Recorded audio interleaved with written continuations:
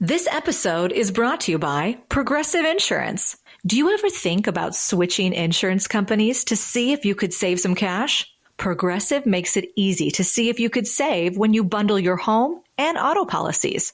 Try it at Progressive.com. Progressive Casualty Insurance Company and Affiliates. Potential savings will vary. Not available in all states. If your roof starts to leak or your floor's really squeak, you live in a money pit. Money pit. If your basement needs a pump or your place looks like a dump, you live in a money pit. Money pit. Pick up the telephone, fix up your home sweet home by calling 888-MONEY-PIT. The Money Pit is presented by Super Flapper by Fluid Master. Now here are Tom and Leslie. Coast to coast and floorboards to shingles, this is the Money Pit Home Improvement Show. I'm Tom Kreitler. And I'm Leslie Segretti. What are you guys working on this weekend? Are you in full-on holiday preparations right about now? We bet you are. If you've got a project you've been thinking about doing, maybe a quick one inside, or maybe a big one you're planning for the months ahead, we'd love to talk with you about that because we can help. The number here is 1-888-MONEY-PIT, 888-666-3974. So if you've got a project you'd like to get done, let us help. Reach out right now with your questions. You can also reach us at moneypit.com/ask. Coming up on today's show, are you a last-minute holiday decorator? Well, if you got to choose one thing to decorate, first impressions matter. So we're going to share tips to help you decorate the first thing your guests see, and that's your front door. Whether your style is classic or contemporary, we'll show you how to make it stand out. And according to the CDC, many of us are not cleaning and disinfecting our homes the right way. Well, we're going to share a simple tip that can help make sure you're getting rid of bacteria and viruses and all those other things that are gross and can make you sick on the hard surfaces in your home. And maintaining your toilet is totally a DIY project, which is made even easier with a new product from Fluid Master. It's called Super Flapper. We'll share how this new innovation can help stop leaky toilet flush valves that waste a lot of water. But first, we want to help you create your best home ever. So what are you working on? I know we're all in full holiday mode and we're very busy this time of year, but you probably have some good ideas come the new year on how you want your house to be, operate, function, whatever it is that we can do to lend a hand. Let us know. Plus, if you reach out today with your questions, you might just win a copy of my new book, Home Maintenance for Dummies, going out to one caller drawn at random. Make that you. Call us right now at 1-888-MONEY-PIT. You'll get the answer to your home improvement questions and maybe a copy of my book to help you get those jobs done. Let's get to it. Leslie, who's first? Thomas in Tennessee is on the line with a wallpaper question. How can we help you today? I have 2 layers of wallpaper in a small half bath that I'm trying to take off, and I was wondering what your guys' best solution is. One is a lighter wallpaper like you would find in the rest of a house, but the other one is a very thick waterproof type that is mostly used in bathrooms. Yeah, well, removal is pretty much the same regardless of that type. You know, essentially what you have to do is you got to run a tool across the paper called a paper tiger, and it's a tool that puts small prickly sized holes in the paper. And then once you have those holes in there, you can apply a wallpaper paste remover to it, which will soak into the paper, get behind it, and start to loosen it up. Now, it's a lot of work, but, you know, considering it's just the bathroom, perhaps it won't be that difficult for you.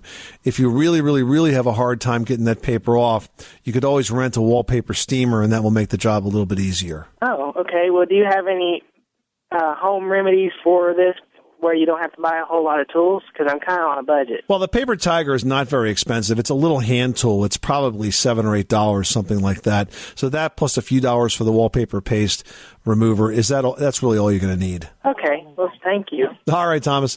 Good luck with that project. Thanks so much for calling us at 888-MONEY-PIT. We're going to Mike in Michigan, who's got some concerns about working in the cooler temps. Welcome, Mike. I heard a rumor that there's sealant that can be applied in much colder temperatures, but upon my research, I haven't found any company that sells it or has any knowledge of it. You're talking about caulk? Yeah, the seal joints and cracks. Well, generally the solvent-based caulks can be used in a lot lower temperatures than the latex-based caulks. Are you using silicone caulks? We're actually using polyurethane. You might want to look at the silicone products. Now, this is nothing special. It's not a new type of product, but I know that some painters use these down to 0 degrees. Now, the trick is keeping it warm enough to apply it so it flows well. But if you can keep the caulking tube warm and then go outside and use it, the application should be okay down to almost zero degrees, as I recall. Okay, in the freeze-thaw cycle, I know as water turns to ice, it expands. That will not expand the sealant being wet? No. Well, it's because it's solvent-based. You don't have the same expansion issues. Okay. And how well does that level out? Do you have to more or less putty it in and smooth it out yourself? It is more difficult to level out because of the cold temperature. As you know, if you've ever used this kind of thing on a warm day, it flows really nicely. But because it's chilly, it definitely doesn't flow as well. But if you're skilled with the caulk gun, you should be fine with it. And cleanup's a little bit more difficult as well. But again, it comes down to your skill, and I'm sure if you're doing it all these years that you'd be able to overcome that issue. Yes, we're just looking.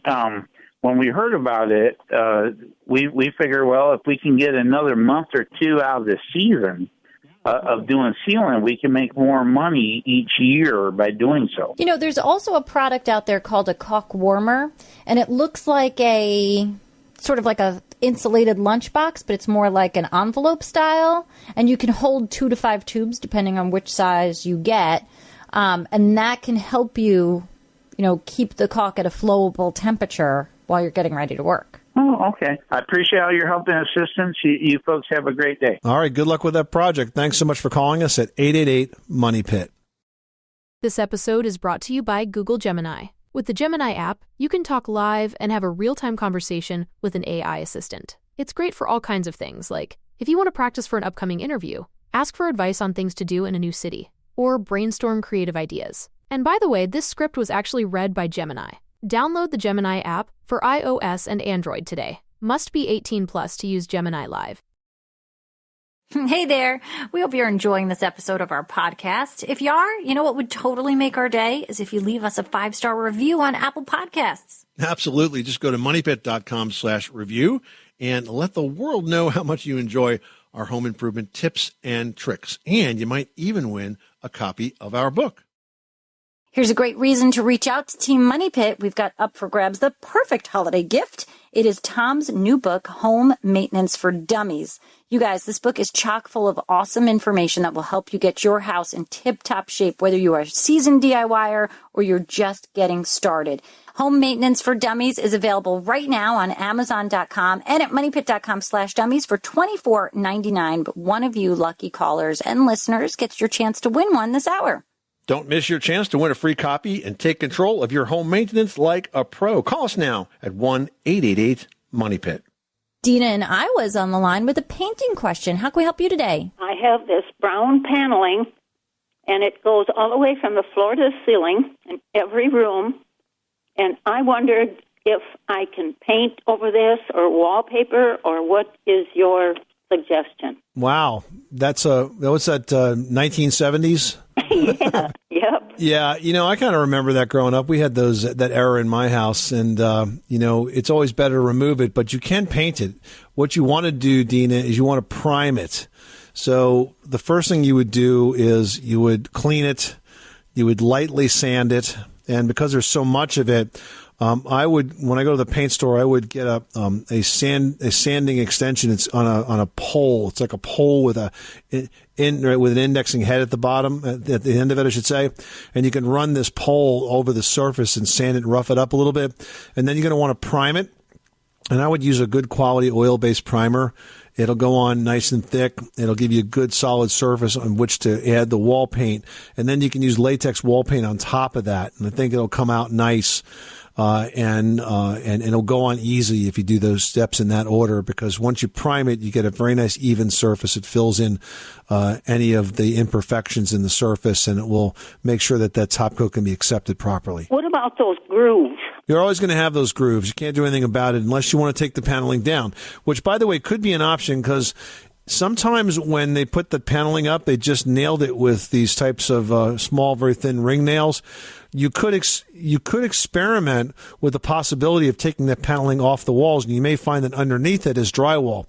Now, generally, you have to do a lot of spackling, sometimes retaping and that kind of thing, but it is possible that underneath that paneling are some decent, typical drywalled covered walls. Okay, it sounds like a Saturday job. Yeah, well, at least if you've got that much paneling, it might be a couple of Saturdays jobs, a lot of Saturdays. Yeah. All right, Dina, good luck with that project. Thank you so much for calling us at 888-MONEY-PIT. Rich in Arkansas, you've got the Money Pit. How can we help you today? Yes, my question is concerning ceramic valve cartridges and faucets.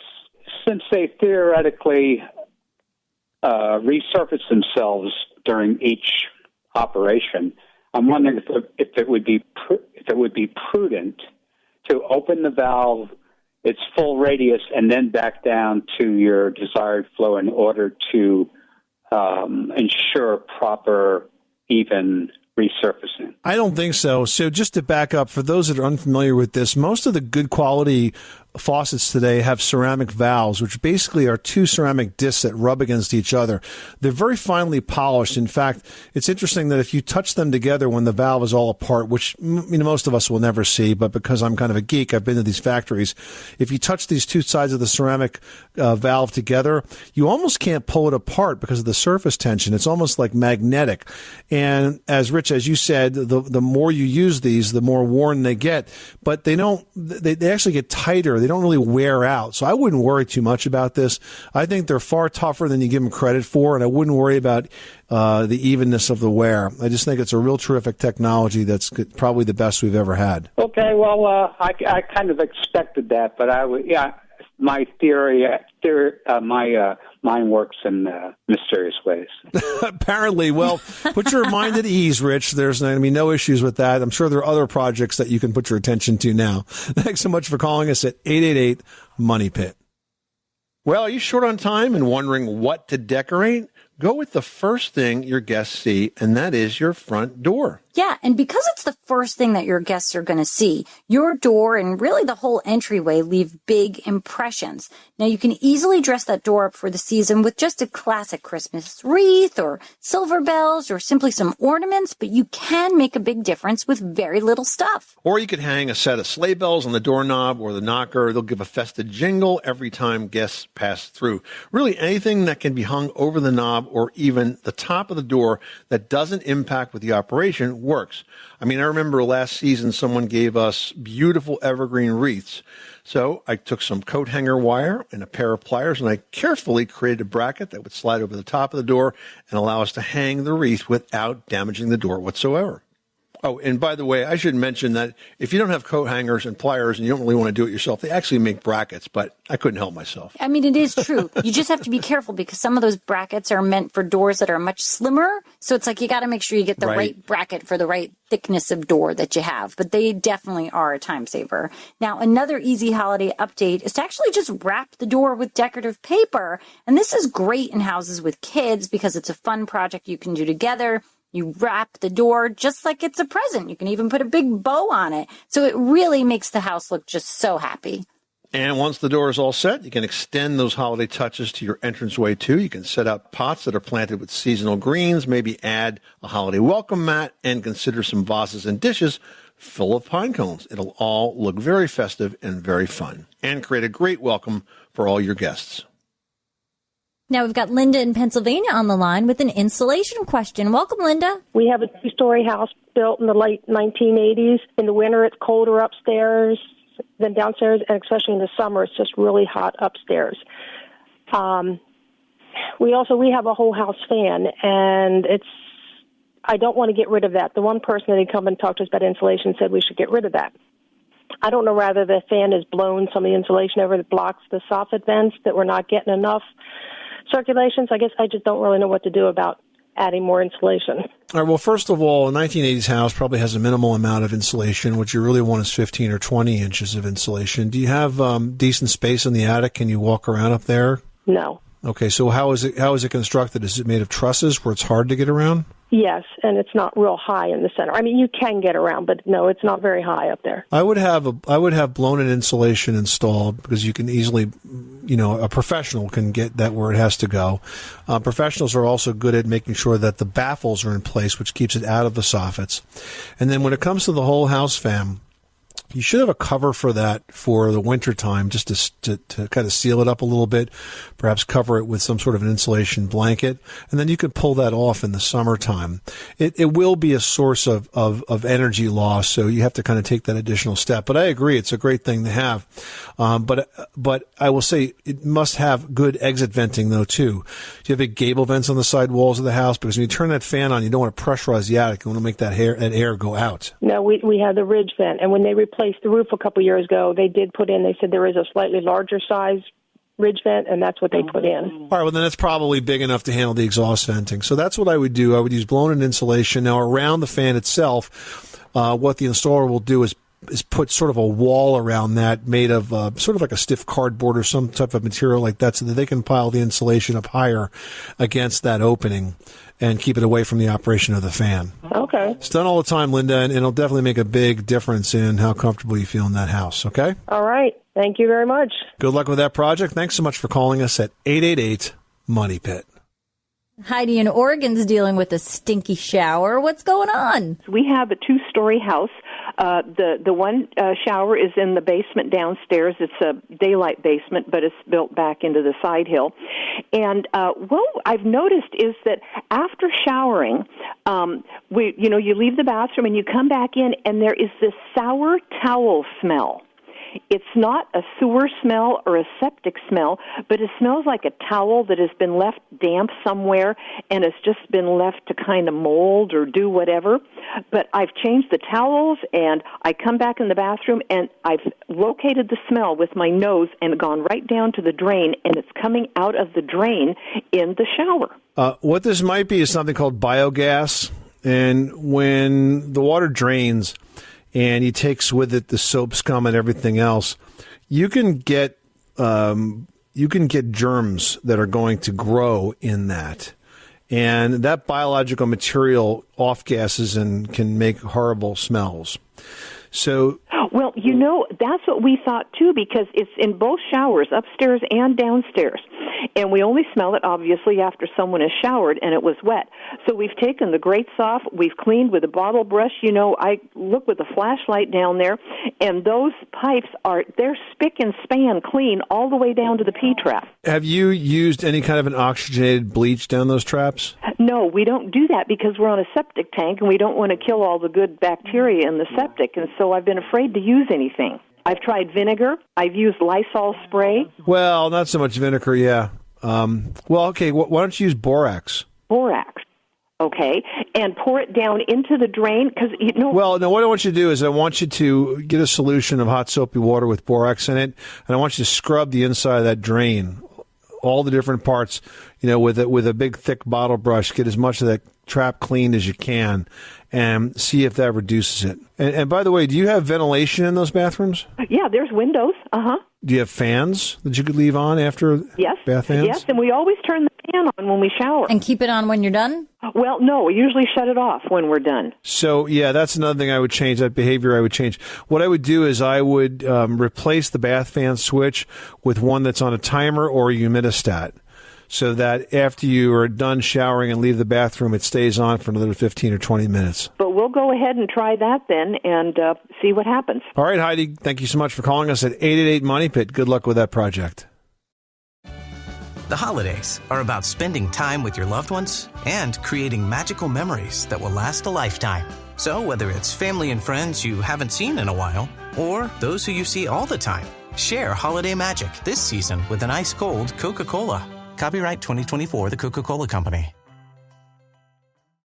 Hey, it's Bill Simmons from the Bill Simmons Podcast here to tell you about Michelob Ultra Courtside. It's getting fans closer to the NBA with a chance to win prizes like courtside seats, a trip to All-Star Weekend, and much more. Check it out at MichelobUltra.com/courtside. Michelob Ultra Superior Access, Courtside 24-25 sweepstakes, no purchase necessary. Open to U.S. residents 21 and up. Begins on October 1st, 2024, ends July 1st, 2025. Multiple entry periods. Visit MichelobUltra.com/courtside for free entry deadlines, and official rules. Message and data rates may apply. Void where prohibited.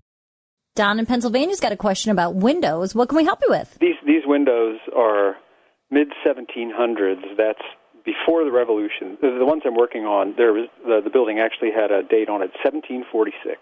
Wow. That's impressive. And the glass on these was like poured glass. It wasn't manufactured the way they make them now. And I'm trying to save the glass, and I'm trying not to damage the wood at all, but I'm scraping and painting and weatherizing these windows. And the reason I'm doing that is because a lot of the glaze is falling out and the paint is flaking away and everything. But some of that glaze that's on there, and this hasn't been done, I would say, for more than 30 years, because we've lived here 30 years and have never done it to this window. And so that some of the glaze is falling out, but others is really tenacious and stuck to that wood and that glass. And I don't want to ruin the glass or ruin the wood, so what's the best way to get that old glaze out of there? Are you using any heat to help you here? Not yet. So what you want to try to do is get a heat gun, which kind of looks like an industrial-sized hairdryer. Yeah, I have an electric heat gun, and I've used that to help remove some of the paint. But I don't know the temperature of that heat gun. But well, I mean, you want to use it cautiously. You know, I wouldn't lean into it with the nozzle, but I would try to warm that old putty. Generally, if you warm it, it loosens up. Now, some guys that do windows all the time will actually use steam to soften the putty.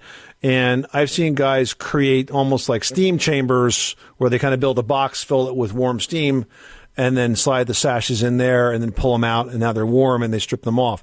One way that you could try to do this without sort of building that chamber might be to get a wallpaper steamer and then use some of that steam, use it against the window, warm it. That warm, moist steam may also help to loosen it up. But if you already got the heat gun, I would try trying to warm it up gently and see how the old glazing reacts to that. Oh, okay. I will. Thank you. All right, Don. Good luck with that project. Thanks so much for calling us at 888-MONEY-PIT.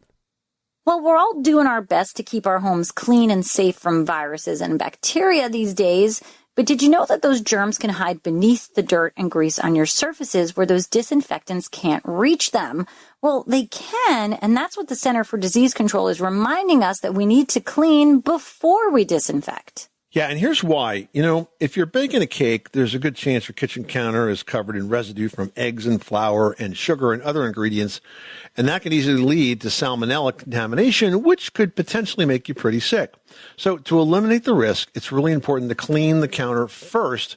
You can use an all-purpose cleaner like Simple Green to remove the visible dirt, and then you can use the disinfectant to eliminate any of those lingering germs. Now, the same applies to greasy messes on the stove. You have to clean and remove the grease first and then disinfect. Otherwise, what happens is you guys will be leaving a layer of bacteria. Doesn't that sound good? A layer of bacteria hiding under the grease, and that may never even come in contact with your disinfectant and therefore still be a potential problem. And here you are thinking you're doing the right thing, and you're not actually at all. You're layering in some bacteria there, sealing in good. What is the joke? I'm one stomach virus away from my goal weight. So, use that as you will. But next, guys, you need to remember that those disinfectants that you may have under the sink, not all of them are equal. So you want to make sure that you're following the label's directions for proper disinfecting procedures, especially when it comes to things called dwell time. I mean, this is something I never even thought about.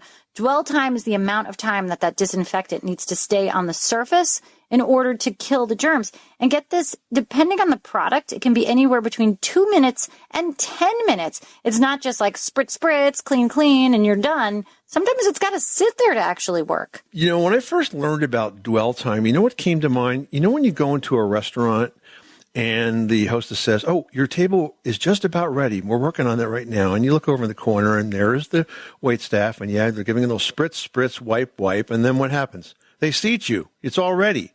Well, the truth is it may not be ready because that disinfectant, even if it is disinfectant, didn't sit on the table long enough to do any good. So think about that the next time you quickly sit down to a table and it's still wet. It needs a few more minutes to really do its job. So when you're working at home, make sure you consider that dwell time. It's going to be printed on the packaging for the disinfectant, so you'll know exactly what it is. Sherry in Texas is on the line with a siding question. How can we help you today? We had this little cottage moved in that has siding on it, but we want it to look like the other outbuildings and put redwood siding on it. To put siding over siding, do you use a special nail? Is it possible to do that? Or do you use screws? Well, first of all, the siding that you have right now, is it flat or is it clapboard? What does it look like? It's flat siding. So like a plywood kind of a surface? Yes. It's an ugly siding, and we want to go with a redwood siding. All right, so here's what I would do, and this is for a shed? Yes, So what I would do is I would take building paper, tar paper, or even Tyvek, but it's really not necessary, but just tar paper. I would put that up first, and then I would attach the siding on top of that, driving the nails into the original siding. You do not need to remove the original siding. That said, remember, if you've got doors or windows, you may have to build out the edge a little bit around to make up the difference because the siding is going to be thicker than the old stuff. Okay. All right. Put tar paper under it. Thank you so much. You're welcome, Sherry. Thanks so much for calling us at 888-MONEY-PIT. Hey, wouldn't it be cool if you had like sort of a seasonal maintenance checklist to sort of troubleshoot all your common home issues? Well, you can if you pick up a copy of Home Maintenance for Dummies, my new book. I'm going to give one away to one lucky listener that reaches out with a question right now. So call us at 1-888-MONEYPIT or go to moneypit.com/ask. Click the blue microphone button and post your question. Hey, this is a great holiday gift as well. You can find it at moneypit.com/dummies as well as on Amazon. Lane in Arkansas is looking to do some countertop updates with the cement countertop. How can we help you with that project? I've been wanting to get granite countertops forever, and I can't really afford it being a single dad and paying the mortgage and everything. So I was looking at the concrete method. I've watched some videos on YouTube and whatnot, and I really like how it looks because it looks a lot like the granite. And my question kind of were, is it pretty simple for a guy that knows not a lot about concrete, but a little about it, and the edging stuff that they sell on websites, do you need to buy that, or is there a way that you can do it with just normal like wood where you could form it up yourself? So first of all, concrete countertops are beautiful, but they're a lot of work to build, as you've learned if you've watched all of those YouTube videos, which I commend you for doing. In terms of the edging, you certainly, having those tools certainly makes it a lot easier. But if you're crafty, you probably could make your own edging tools. Okay. To get an acceptable edge to that concrete surface. The good news is that the materials itself is fairly inexpensive. So if you really screw it up, you could break it up, throw it in the garden and start again, Right. But the key is really the prep and making sure that you've got the form built correctly and you're totally ready to go. You know exactly what you're going to do once you start to pour in that concrete, because you don't get a second chance. Would you recommend a certain type of concrete? Quickcrete makes a commercial-grade countertop mix. All right. So I would just go buy that. Okay. You can pick that up at a home center hardware store and just go for that. Well, that sounds good. That's probably what I'll end up doing then. All right. Well, good luck with that project. Thanks so much for calling us at 888-MONEY-PIT. Looking for a pickup truck to get just about anything done? Look no further. The Chevy Silverado EV isn't just the most powerful Silverado ever, with next-level towing capability and technology. It also offers game-changing versatility with the available multi-flex midgate and tailgate, which means Silverado EV helps you carry large, bulky, and oddly shaped items up to nearly 11 feet in length. Chevrolet. Together, let's drive. Visit Chevrolet.com to learn more.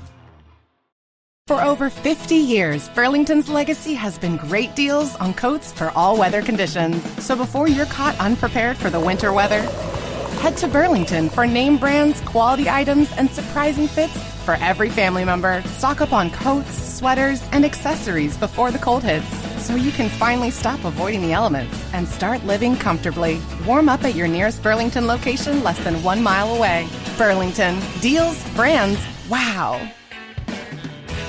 Well, have you noticed with all the guests in your home and the bathroom being used quite a bit that maybe that toilet is noisy or running?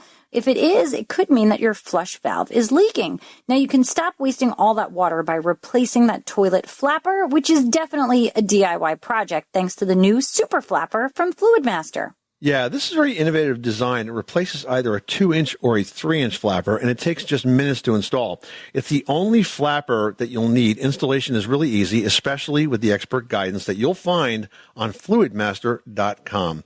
So you can start saving money and stop watching your cash get flushed down the toilet. Fix that old, noisy running toilet today with Super Flapper. Yeah, and the installation is a breeze. In just a few minutes, you can actually replace that old worn-out flapper with the Super Flapper and start saving water immediately. Fluid Master has been that go-to brand for those plumbing pros for 65 years, so you're getting a product that's built to last and trusted by the experts. Super Flapper is available at most home centers and hardware stores. Learn more at superflapper.com. That's superflapper.com. And Leslie, I was actually suspecting that I had a leaking flush valve in my toilet. It wasn't so bad that it was running all the time, but I thought I heard occasionally that it would start to refill, and that means the flush valve is leaking. And so you know what I did? I did a little test. And if you think this is going on with your toilet, you can do the same test. I opened up the lid of the tank and put in a few squirts of food coloring. I raided the spice cabinet where we keep the food coloring that my wife and my daughter like to use on cupcakes and that kind of stuff. Use once a year. Use once a year, exactly. Blow the dust off the box. But I put some in the tank, and then I didn't flush it. And I came back about 20 minutes later, and guess what? My water was green in the toilet. The green food coloring went right through the flush valve and showed up in the bowl, and that means that valve has to be replaced. So now it's got a new Super Flapper in it, and problem gone. Mark in Illinois is on the line with a question about heating a bathroom. How can we help you? Well, I was wondering if it would be cost-effective to run floor heat off of my gas water heater in my bathroom. No. First of all, you have the initial installation of the piping under the floor. Secondly, a water heater produces hot water at around 110 degrees, which is not nearly warm enough to warm your floor.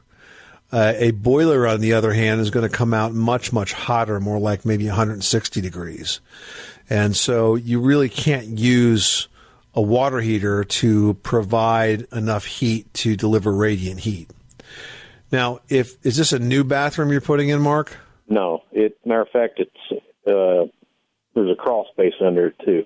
So I think that you're probably best just insulating that floor and not trying to heat it, because it's an awful lot of work for just a bathroom to add that. Right. Well, that answers my question. All right, Mark, good luck with that project. Thanks so much for calling us at 888-MONEY-PIT. Roy reached out to Team Money Pit and asked, I recently bought a ranch-styled house built in the 60s, and I'd like to insulate the exterior walls. Is blown-in a good option? So, definite maybe there. First things first, insulating behind that siding is important, but not as important as insulating the ceiling of the uppermost floor. A lot of times folks will ask us about the walls, but it really is the last thing I think you should be insulating. I would do the ceiling first, then the floors, then the walls. Take a look at that attic. If you don't have, say, 18 to 22 inches of insulation there, you need to add more. Do that first. That will deliver far more energy savings than insulate the walls. And the same thing goes for the floors. If they are over or under heated spaces, you want to make sure you're insulating them. Now, as for those walls, blown in is a good option, and it can be done professionally with very little risk of settlement being an issue. The insulation is basically put in under a slight amount of pressure, and that accounts for the sediment. And the installers can use then an infrared camera, which is pretty cool. They'll scan the exterior walls before and after, and they can see the cold spots where insulation is missing. And then from the inside, drill an additional hole in that wall and go ahead and fill it up with more blown in. So definitely a good way to go if you don't have insulation. But by the way, homes in the 60s usually had fiberglass insulation, so I'd make sure that it's missing before you tackle a blown-in project. Now, Tom, when you are using blown-in, if you do go that route on those walls that are the exterior, is it better to sort of, if you're doing like a construction project or repainting or hanging wallpaper, like does that make the installation process a little easier because you're more readily able to cover up those holes? Or is it so minimally invasive that you can kind of just carry on after? You know, I wouldn't call it minimally invasive because you do have to drill holes in the interior wall. You drill one hole. Like several per bay, correct? At least one up high and one down low in each bay. And when we say bay, guys, we're talking about the space between the studs, the hollow area. And, you know, they make the holes consistent, and then they use a plug that's sort of wedge-shaped. It gets pressed in there, and then they tape and spackle over it. So it's not like it's going to be an invisible project. You're definitely going to have some little warts there you're going to have to correct. And considering the number of them, you know, you're pretty much going to be painting the whole interior of that room anyway. So if you have a wallpaper project to plan, I wouldn't be planning it before this is done. All right, good tips. Jessica wrote into Money Pit saying, why are my plumbing pipes in the wall making a knocking sound after I've turned on the hot water in the bathtub? There are two common reasons for that noise. The first is expansion, and the second is known as water hammering. But I think because the noise is only happening when you're running hot water, what's going on is that pipe is expanding, and because it's secured tightly to the studs, it sort of drags across the wood, and it makes that knocking sound. Some people will describe it as a dripping sound. And it's really a non-issue. If you happen to have the wall open, you can resecure the pipes. But for right now, I wouldn't worry too much about it. All right, good tips. Hope that helps you out, Jess. This is the Money Pit Home Improvement Radio Show. We hope you guys are having a fantastic holiday season. We wish you the best for this year, your holiday season, and the new year ahead. And we are so appreciative that you're here listening to us every single week, and so happy that we're able to help you take care of your home. If you've got questions, remember, you can reach us 24/7 at 888-MONEY-PIT, or better yet, go to moneypit.com/ask. Post your question by clicking the blue microphone button, and we'll get back to you the next time we produce the show. I'm Tom Kreitler. And I'm Leslie Segretti. Remember, you can do it yourself, but you don't have to do it alone.